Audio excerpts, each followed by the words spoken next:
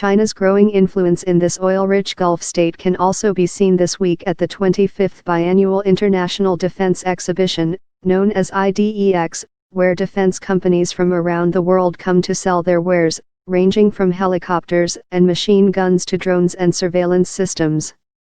While representatives from more than 100 U.S. companies were present this year, the China Pavilion, located on the other end of the conference center from the U.S. booths, also had a sizable presence, with some 50 Chinese companies, research institutions, and government displays.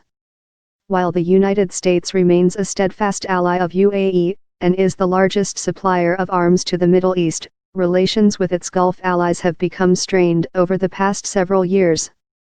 The Saudi and UAE-led war in Yemen faces increasing opposition in Congress, and the ongoing blockade of Qatar, also a U.S. ally, has become a headache in Washington. That has increased opportunities for countries like China and Russia to step in, according to retired General Jack Keane, executive chairman of AM General, a company that produces military vehicles. "We've returned to an era of great power competition with China and Russia," he said in a speech at IDEX. Keane, who was rumored to be one of President Trump's picks for Secretary of Defense before retired Marine General Jim Mattis was nominated, noted that Russia has made strong inroads into the region with arms sales, in addition to other projects. "And China is here with major economic initiatives," he said. One defense executive told Newspulse News that a UAE military official had said his grandchildren were learning Mandarin.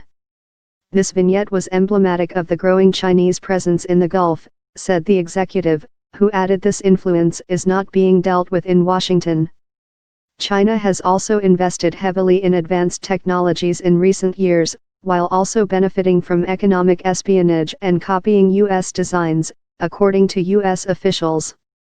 And arms exhibitions like IDEX offer an easy opportunity for Chinese and other foreign nationals to collect information on what the U.S. defense industry is offering. "The Chinese spies are out in force," said one high-ranking U.S. industry official. "They're not subtle about it." Another industry official said that kind of behavior was par for the course on all sides, given the open environment. "It's like Vienna in the 1950s, the official said. "Everybody's playing everybody." American suppliers, recognizing the competition, are working to highlight U.S. connections, according to retired Lieutenant General Patricia McQuistion, a vice president at the Association of the United States Army. At this year's exhibition, the organization ramped up the signage and displays for the American booths so buyers know exactly who they're dealing with. "There's going to be red, white, and blue everywhere," she said, pointing to a U.S. flag on the table. The House of Representatives this month passed a War Powers resolution that would withdraw U.S. support for the Gulf-led coalition in Yemen. A similar measure passed the Senate in the last Congress when Republicans held both chambers, and, if passed again, would be a major victory for lawmakers looking to make changes in U.S. foreign policy.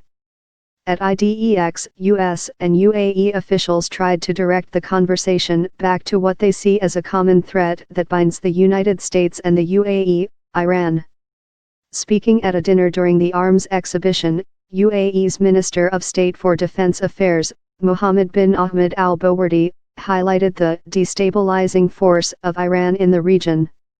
Speaking at the Business Council dinner on Sunday, Jennifer Zakrisky, the principal director of the Office of the Secretary of Defense's Middle East Policy Division, made clear where the Pentagon believes the biggest threat comes from. "Threats from Iran and terrorism," she said, "are key."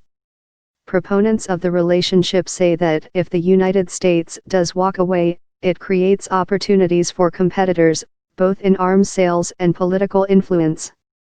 "China and Russia covet the relationships here in the Middle East," Keane said.